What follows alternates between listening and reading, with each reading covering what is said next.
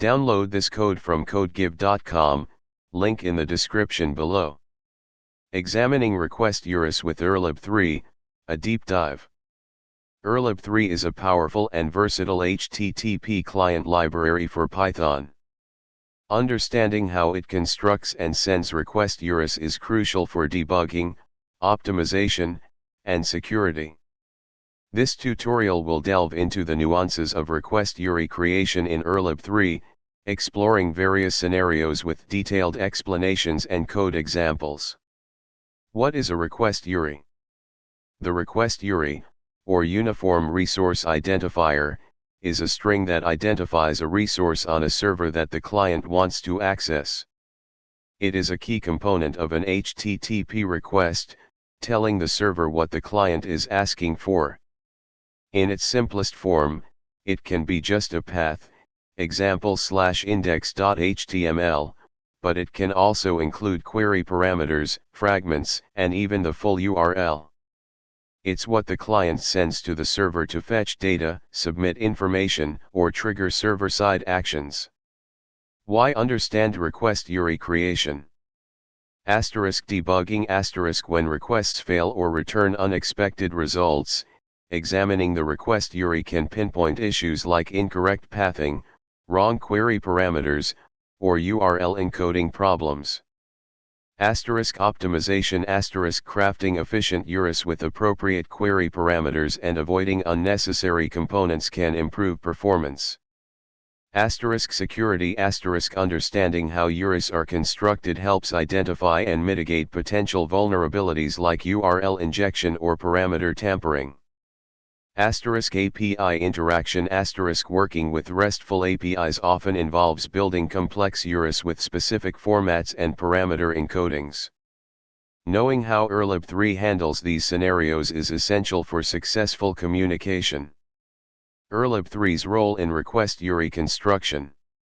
urllib3 simplifies the process of sending HTTP requests, but it also provides control over how the request URI is generated. It takes care of many low-level details like URL encoding and connection pooling. However, understanding how it does this is important. Here's how urllib3's pool manager and related classes construct the request URI. 1. Base URL *. The pool manager or connection pool is initialized with a base URL, example https://example.com. 2. Path *. The request method of the pool manager or connection pool takes a path argument, example/users. 3. Query parameters *. The request method optionally accepts fields, for post requests with multipart/form data, or fields combined with encode_multipart equals false, for get requests as query parameters. It also accepts a body argument to send raw data, but this isn't directly added to the URI unless it's explicitly encoded into query parameters. 4. URL encoding * urllib3 automatically URL encodes the path and fields to ensure that the request URI is valid and safe to transmit. This includes escaping special characters like spaces, forward slashes, and question marks. 5. Construction * urllib3 combines the base URL, path, and encoded query parameters to create the final request URI. Examining URIs with code examples. Let's explore different scenarios and see how urllib3 constructs the request URI using code examples. 1. Basic GET request with path. In this case, urllib3 creates the simple request URI https://example.com/users. Behind the scenes, it connects to example.com, sends the GET request with the specified path, and receives the server's response. 2. GET request with query parameters. Explanation ***. We pass a dictionary fields containing the query parameters to the request method. urllib3 automatically encodes these fields into the query string and appends it to the base URL and path. The resulting request URI will look something like https://example.com/search, name equals John plus doe and age equals 30.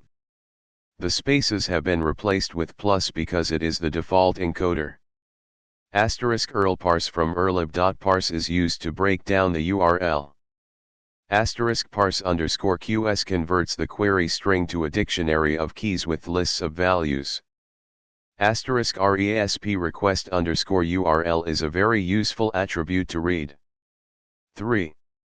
URL encoding with special characters. Explanation *urllib3 automatically encodes the special characters and spaces in the query parameter to ensure a valid URL. The resulting request URI will have encoded versions of these characters, example space becomes %20, becomes %21. The exact encoding is done according to RFC 3986, which defines how URIs should be structured and handled. 4. Post request with form data, multi-part encoding. Explanation in a post request with fields, urllib3 defaults to using multi-part/form data encoding. This means the data is not appended to the URI but sent in the request body. The URI remains simply https://example.com/login. You wouldn't expect to see query parameters on a post request in this situation. Examining the request body, which is more complex, requires inspecting RESP data or using a network analysis tool, example Wireshark, or a proxy, example MITM proxy. 5. Post request with URL encoded form data, application/xwww form url-encoded. Explanation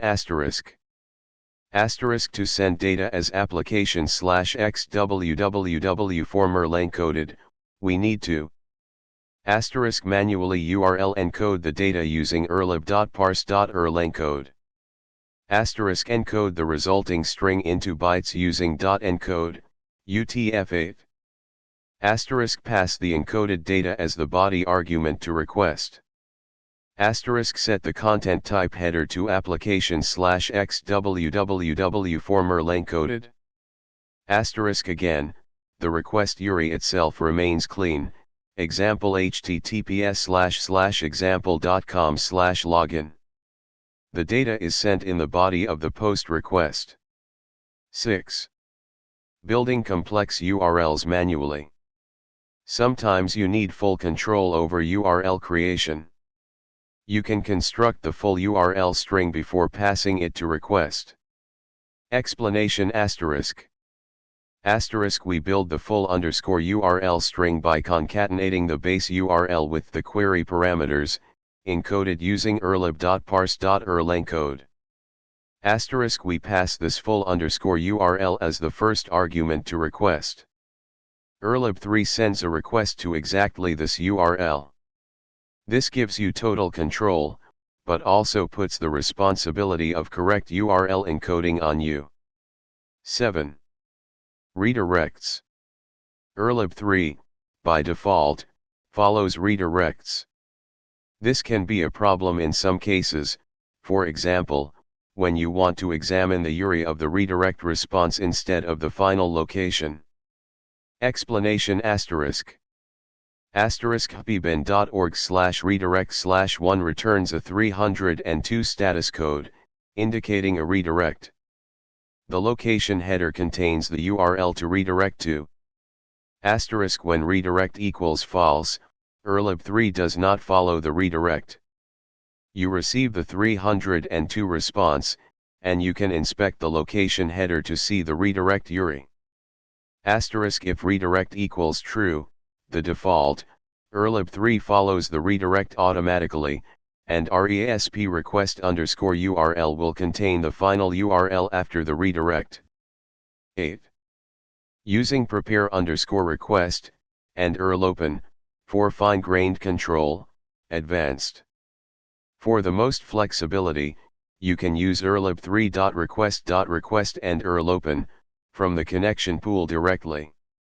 Explanation asterisk urllib3.request.request. This class allows you to create a request object with full control over the method, URL, headers, body, etc.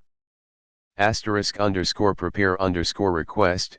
This method, accessed through the connection pool, does all the URI construction, encoding, and header setting. It returns a prepared request object, containing all the details for the request. Note, the _prepare_request method is technically private, indicated by the underscore. Using private methods can lead to compatibility issues in future library updates. This example is provided for illustrative purposes, but its use should be approached with caution. *urlopen, you can then use urlopen to send the request, passing the prepared request's URL.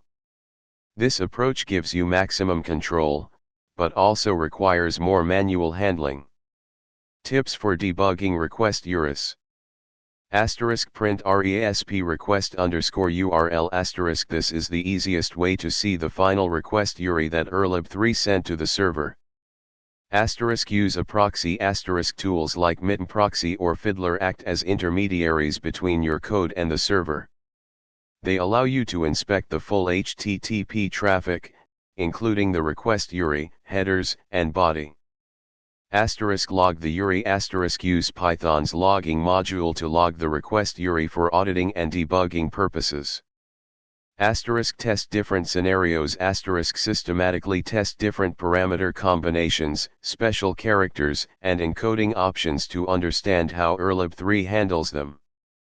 Important considerations. Security. Be extremely careful when constructing URLs manually. Always URL encode any user-provided data to prevent injection vulnerabilities.